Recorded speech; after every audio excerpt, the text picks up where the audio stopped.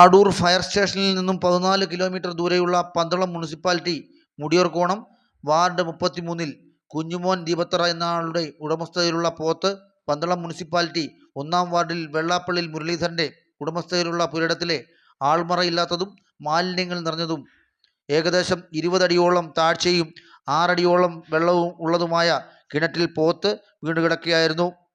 സേനാംഗങ്ങൾ ഉടൻ തന്നെ നെറ്റും റോപ്പും ലേബർ ഉപയോഗിച്ച് പോത്തിനെ സുരക്ഷിതമായി കരയ്ക്ക് കയറ്റി ഉടമയെ ഏൽപ്പിച്ചു. അത്യന്തം അപകടകരമായ അവസ്ഥയിൽ പുല്ലും കാടും മൂടിയ കിണർ ആരുടെയും കാഴ്ചയിൽപ്പെടാതിരുന്നത് അപകടത്തിന് കാരണമായി. ഇനിയും അപകടമുണ്ടാകാൻ സാധ്യതയുള്ളതിനാൽ കിണർ മൂടാനുള്ള നടപടി സ്വീകരിക്കുന്നത് നല്ലതാണ്.